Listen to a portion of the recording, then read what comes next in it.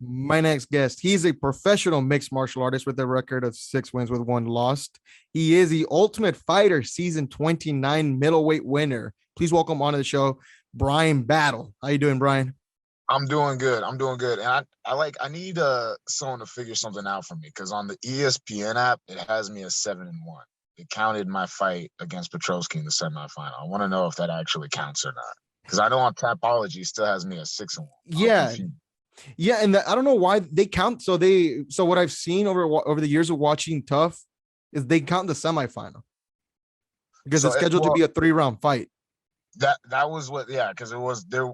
The first one, it was 2 rounds and a third round if they needed. But going into the semifinal, they were like, this is a 3-round fight. And so, Yeah. Well, like, I what do don't you really like consider that. yourself?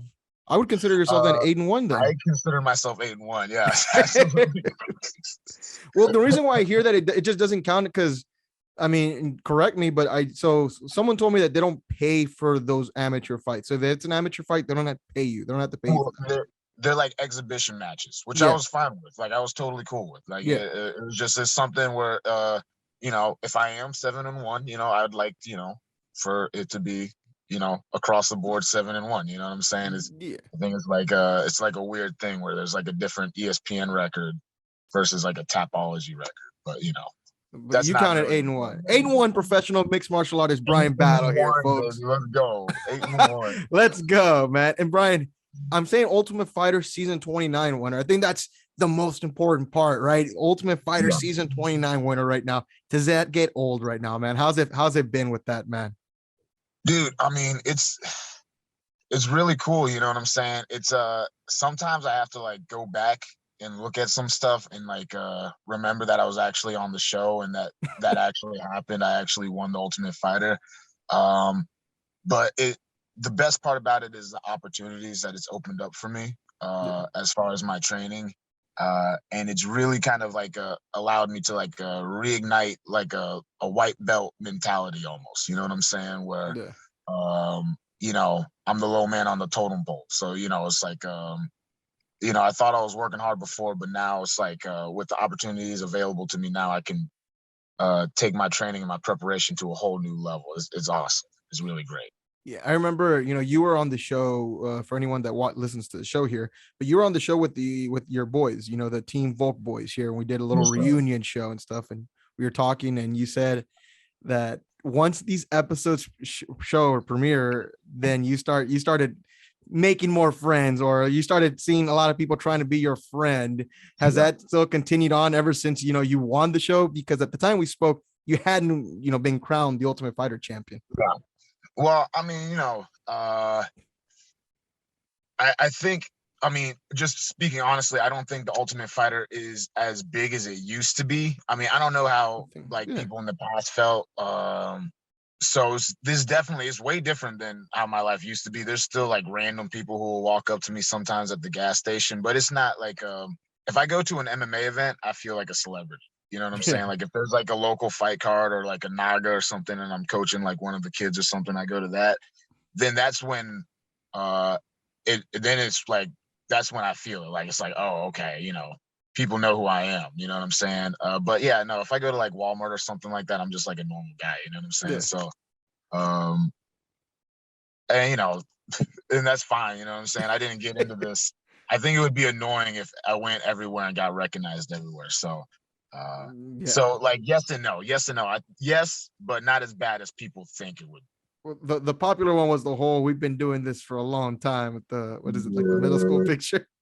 Oh man, dude. I think that was one of the funniest ones. But it's crazy, right? It's been a long journey for you. 2 years ago, I want to say maybe just a year and a half ago, actually. With the pandemic starting and stuff, did you visualize like at the start of a lot of uncertainty for a lot of people, right? With COVID and everything happening, did you visualize in the middle of that, or because we're still in the middle of that, but did you ever visualize this being the result while you were in the pandemic for you here in your journey?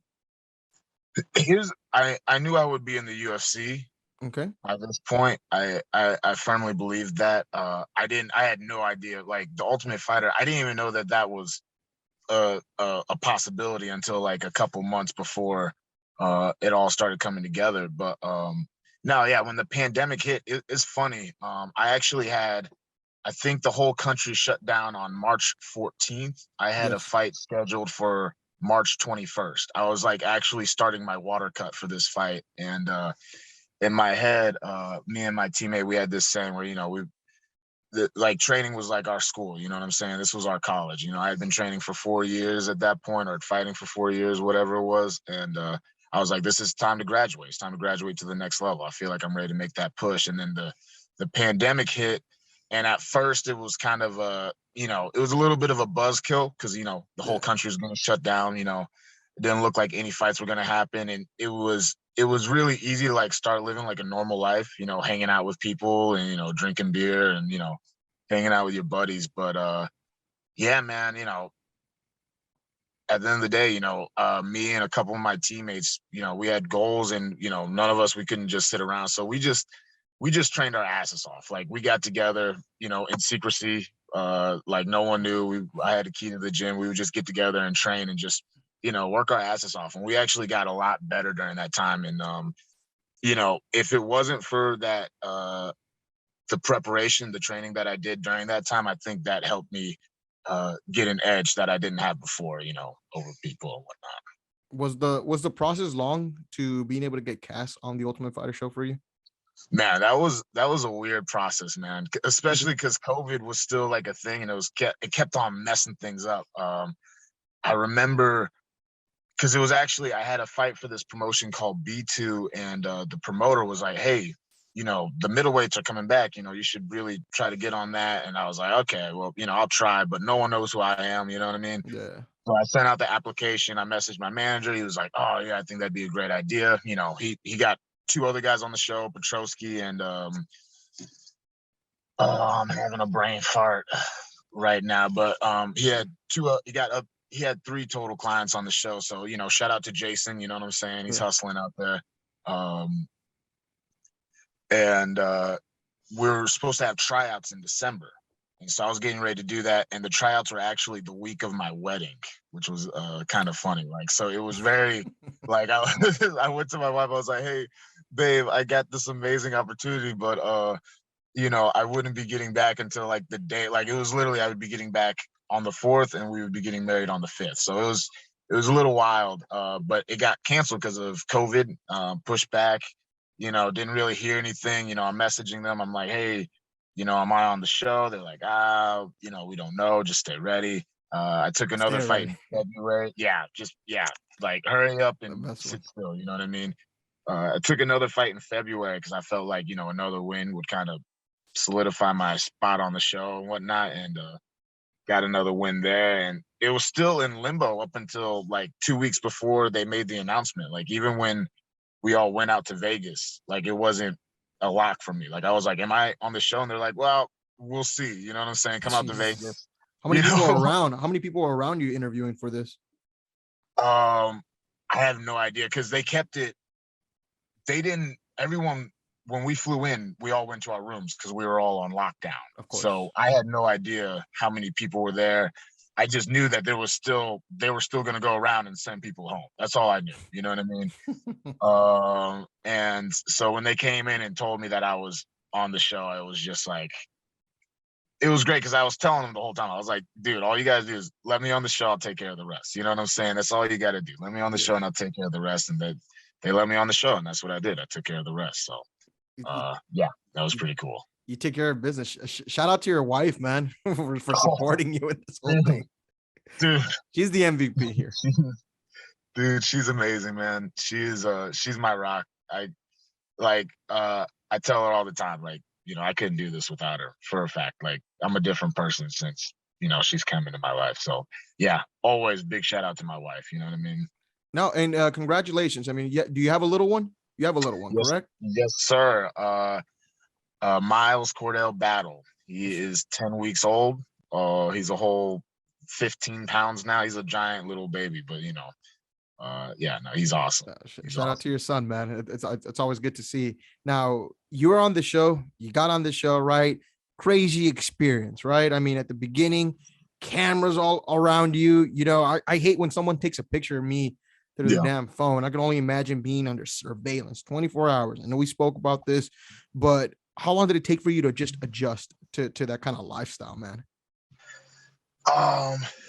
Well, the interesting thing about it was, you know, you're on a reality TV show, Yeah, and you know, this is still a show that's supposed to entertain people, right? of course. But you know, if you follow me around all day, I'm really honestly not that entertaining. I like to like lay down on the couch and, you know, Kick just it. yeah, just chill. Like I train hard and chill. And you know, that's how a lot of the guys are. You know what I'm Of saying? They like course. to train hard, come back, chill.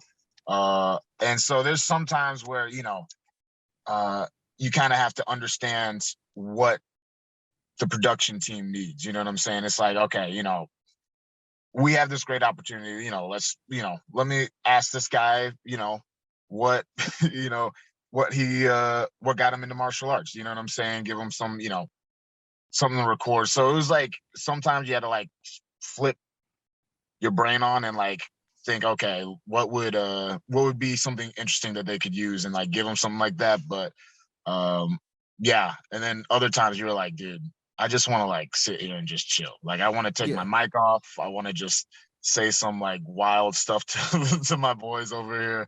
But you know, It's great. it was very interesting. Like it was a very unique experience. I tell you what, when I got home, it was kind of weird. Like I was, you know, every once in a while you check around for a camera. You know what I'm Yeah, saying? Like everyone says PTSD that. a little bit. Yes. Everyone that's been on the show has told me that it feels really weird when you go back home. Like for at Yeah. least a couple of days, you just feel weird. You know, you're around all a bunch of dudes, fighters or whatnot around them, Well, and it changes. you know, and it's like, and it's just that like you're around, especially your team, like Team Volk and Team Ortega. Like we saw each other like in the house, obviously, because we lived there. But if your teammates, you were literally around them all the time for that entire time we were in the house. So yeah, it was weird because it's like you gain this like really super tight bond, you know what I mean? And then it's like you go back to real life and then it's like the reality hits, you know what I'm saying? You're like, Yeah. oh wow, this is yeah, Was it this a is real dream? life again. Yeah. Like was I in an alternate reality? Like, yeah, it is, it's interesting. Your good friend Ryder Newman, shout out to him. Facts. He came on one of the shows that I co-host on Instagram Live, and he was telling me that you guys were playing cards. Maybe not you in general, but he would play cards with some of the people, and the production team told him, "Hey, man, you know it's cool that you guys get along and stuff, but this isn't good TV and stuff." I mean, Dude, was no, it situations like that happen? that I was the one we were playing spades. That was our Okay, big game. And I was like, I taught Ryder and Aaron and Ricky, we would all play. We were the spade bros. And eventually Mitch learned how to play. That's what we would do. We would go train and then we'd eat our food and play spades and we'd like just talk about bullshit. And yeah, they were like, hey, I mean, because there would be like moments where you're trying to think of strategy and like no one's talking. And one of the producers came in, he was like, hey, you know, this isn't great TV. And that was actually, that was the moment that I was the most angry because I actually got pretty heated about that. Ryder had to come talk me down about it. I like went outside and I was like, I'm out here training hard. I'm giving them all that. And Ryder was like, hey, bro, come on, man. Be understanding. I was like, all right, you're okay, right. right. Like it's not that big of a deal. You're right. I'm sure. But it's funny because when you're in the house and you don't have like all the stuff in life going on, like the smallest thing turns into this big ordeal. You know what I'm saying? Like there could be like this little thing that in normal life you got like all these things you're thinking about and you just like brush it off. You'd be like, I don't got time for this. But you know, you're in the house It and happens, man. your nuts go missing. It's like, bro, who took my nuts, dude? Like, where did they go? You know what I mean? So, yeah, it's funny. It's funny. Now you're on the show, and obviously you train with Volk, and obviously like the big, I guess things were revolved around the whole Volk and Ortega fight. Coaches, of course, they want to play up the drama, right? They want to Yeah. intensify certain things. That was going to be a great fight, regardless, right? But it seemed to me like as I was watching this show at the beginning, I thought, okay, Ortega's killing it. You Mm, know, obviously this was before we had spoken and I knew the way they set up the fights, right? So I told myself, okay, Ortega's killing it. hell, this might be a sweep, right? Yeah. And then you started seeing the run happen, right? With Team Volkanovski, right? And it showed me a different side. When I watch these shows, Brian, it always makes me form a different opinion on a coach. Like Yeah. for this season, it was more of a Volk thing for me, where I saw him and I told myself, dude, this dude, it's unbelievable. Like he trains his guys, kept everyone focused. You guys were able to turn the tables around. So leading up to the fight, right? The Volk and the Ortega fight. I'm assuming you took Volk in that fight. I'm Yeah. assuming you had Volk. Absolutely. I told myself I have Volk here because they're just saying there seemed to be more sense of maturity, a more sense of he can overcome certain things that I kind of question. And the show made me question again, only judging from what I saw. Yeah. So I told myself, okay, I think Volk's got it down. I think Volk, and again, I said, cool, calm, collective, mature nature from Volk. And really, when you look at that fight, that's what got Volk the win. Cool, calm, collective, right? Because I believe it was that third round where Ortega dropped him and it looked like it was over, man. My place erupted because they thought Ortega had that thing. I mean, I was a little nervous there. I was a little nervous, but Volk managed to come out there and win. What was your thought on this rivalry and going into the fight result? Well, why I was confident Volk was going to win was obviously, I was there training with him, and watching him work was, man, it was really like, it was one of those things where on the internet, you're scrolling sometimes and they got that like oddly satisfying stuff for you to like watch, and you're just like watching this like random thing happen, like loops of it. You could like watch Volk spar all day. It's such a like, especially if you can kind of like keep track of what he's doing and how he's like switching pace and range and his timing and his angles, and it's so like sophisticated. And like an up and coming fighter like me, I always tell people like that's how like your coaches want you to fight, right? They're like hands up, like in and out, footwork, feints, everything your coaches tell you to do. That's exactly how Volk fights. You know what I'm saying? And it's really watching that was something where to me I was like, okay, so this is something that's obtainable. Like watching Volk fight, I was like, okay, you really can be, someone who optimizes MMA in like every aspect, and fight, like you said, he's cool, calm, composed. Everything he does it for a reason. And that's why I thought it was going to give Ortega problems because, when he fought Zombie, he looked great against Zombie, but Zombie was kind of doing one thing the whole time. Yep. And he was kind of teeing off on him. And I knew Volk, he's the kind of fighter where if he tries something and it doesn't work, he's going to switch it up. You know what I'm saying? He tries that and it doesn't work, he's going to switch it up and he's going to keep on switching. And do you have the depth and the fight IQ to match him when he's like making moves? You know what I mean? And, all respect to Ortega. He's an unbelievable fighter, but I just didn't think he had the depth to match Volkanovski when they fought each other. Well, my thing was, with Bryan, right? I mean, look, fighting once or twice a year, right? That's something you can't control because of many things, especially nowadays with COVID, right?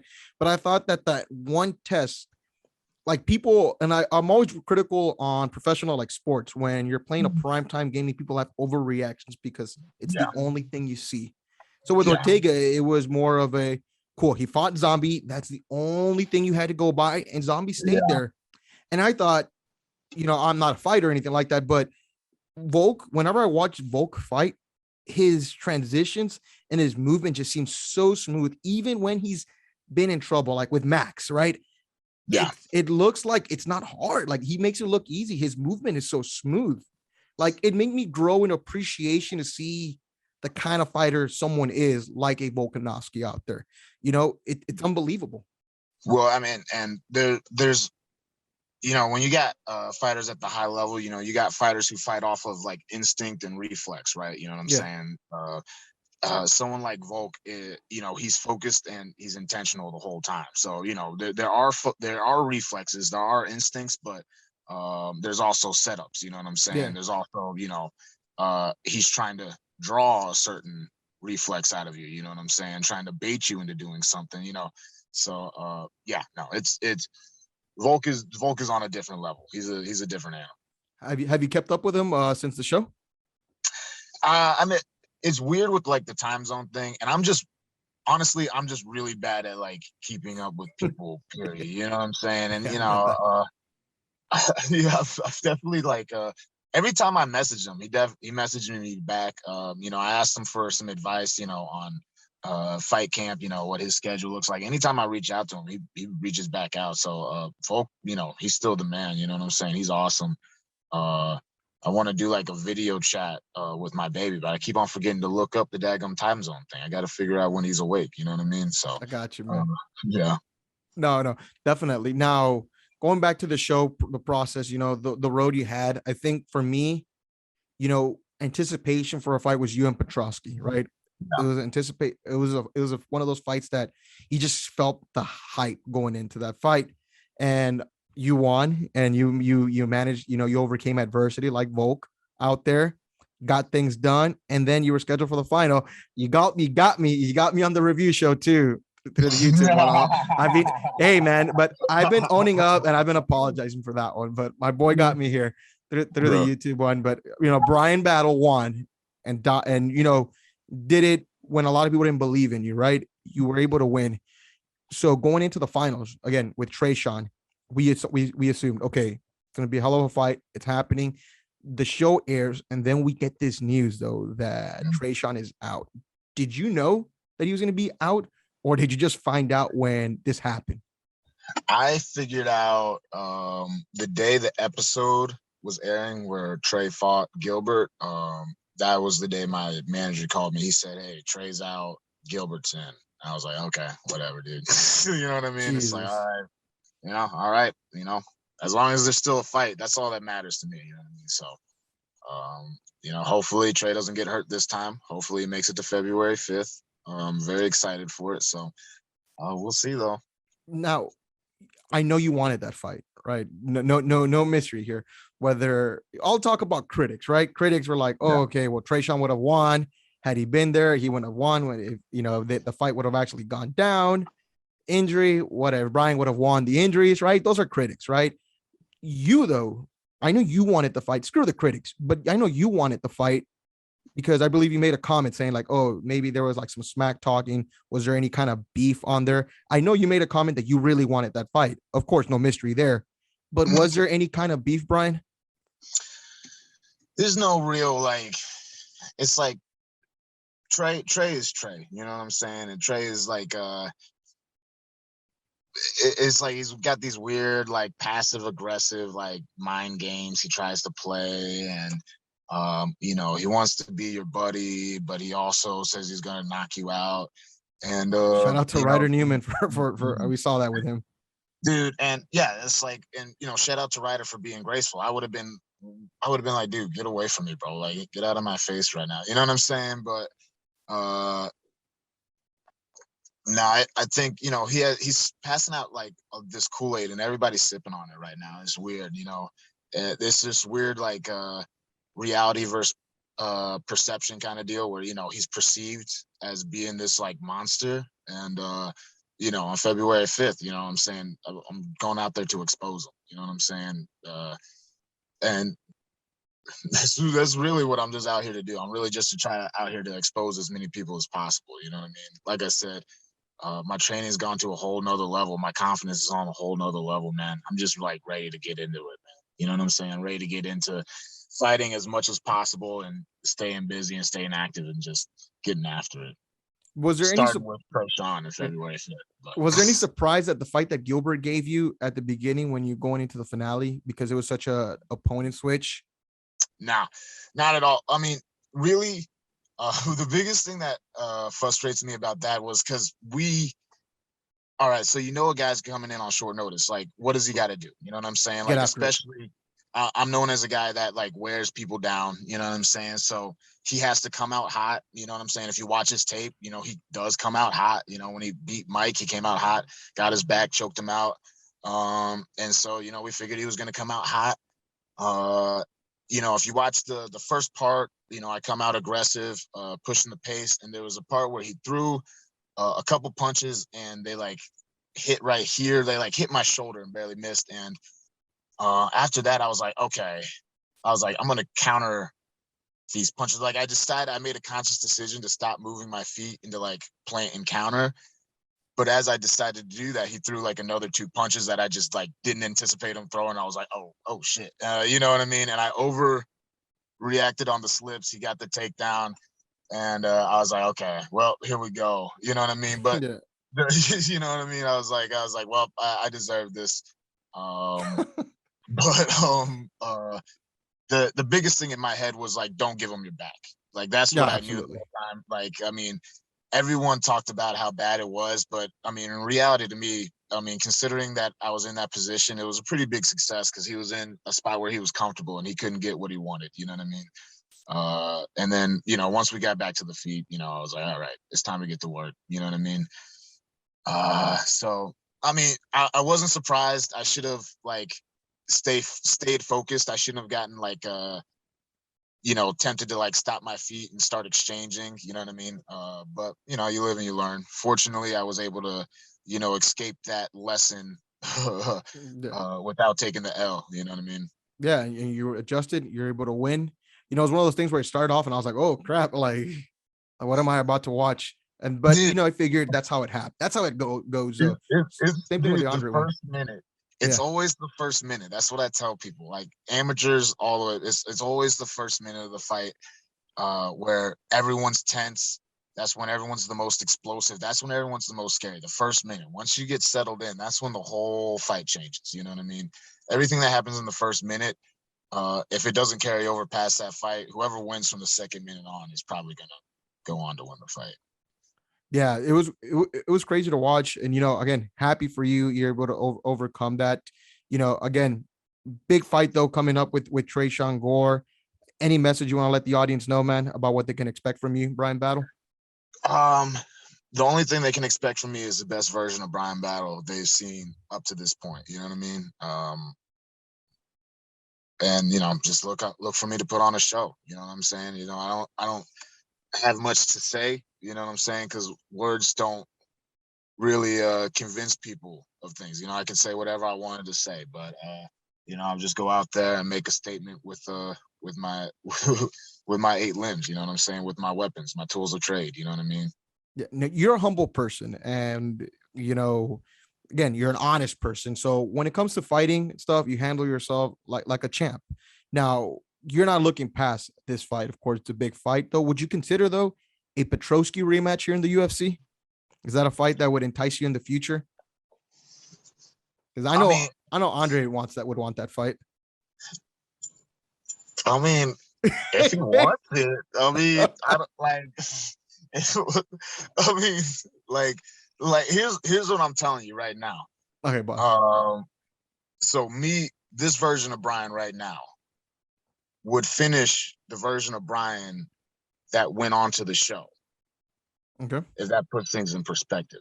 Okay. Yeah. So, I mean, if we're talking about guys that I was in the house with, especially guys that have already beaten, I mean, if you want to run it and the UFC is going to pay me for it, I mean, let's go, baby. You know what I'm saying? I'm not picky. So you'd be You open to it. know, I mean, I'd rather fight someone who wasn't in tough. You know what I'm saying? I'd Yeah, like I to get fight you. like a regular UFC person, but I mean, if Petrosky wants to run it, you know what I'm saying? Like, you know, all power to him. You know what I'm saying? Tell him to tell Jason to, you know, set it up. But anyways, like you said, I'm not even really gonna contemplate anything past February 5th. Yeah. You know what I'm saying? Nothing past February 5th. Everything's about Tresean. You know what I mean? Everything's about preparation for that day. So yeah, I'll Ex- handle that and whatever comes after, you know what I'm saying? we'll resume talks after. Yeah. Is Yeah. there any extra motivation? Last, Brian, is there any extra motivation? Because I know, you know, you don't seem like a guy that listens to critics or you could care less what other people say. But is there any extra motivation to get the job done against Tresean, regardless of what other people are saying, though, about what could have been the result? Man, I mean, it something I've realized during this whole experience, especially like now that I'm a public figure, you know what I'm saying? That there Yeah. are people I don't know commenting on things about me and my fight style and whatever. One, you know, a lot of people are talking about, you know, I'm not the real tough champ. You know, whatever. I don't care about that. The rules are you got to make it through the tournament. Being healthy through the entire tournament is part of it. He couldn't do that. I'm the tough champ. I'm sorry. Like, You are we're having a fight. No, You are I the am. tough champ. It is what it is. I don't. Yeah, that's You know what I'm saying? one of the stupidest Like, statements I've heard from people. it's goofy to me, but whatever. Absolutely. You know what I'm saying? I heart it every time someone comments that because it makes me chuckle a little bit. And then just beyond that, I've realized, all right, so I could read 100 comments of some people on the internet trolling me, and it doesn't faze me at all, right? If my wife is upset with me, it'll mess up my whole afternoon. You know what I'm saying? Like, as long as the people I care about are good with me, I'm good. You know what I'm saying? I don't know these people out there. You know what I'm saying? I don't have anything invested in them. They're invested in me, but I'm not like truly invested in them. So, that's the important thing. It's like, as long as my people that I see, the people that are in my life are good with me, that's all that matters. Last question here about the show. Were you and Ryder actually streaking, man?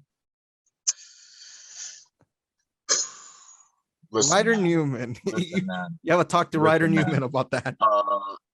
We didn't streak one time. We streaked multiple times. We streaked through the apex. We streaked through the apex, brother. And none of that made the show. None of it made the show, which is, the first time, because here's the thing, I've never been streaking before the house, at least like nothing below my underwear or whatever. Talk to Ryder Newman. But, like, we lost the bet, and we did that first streaking, the nudie run, Coach Volk called it.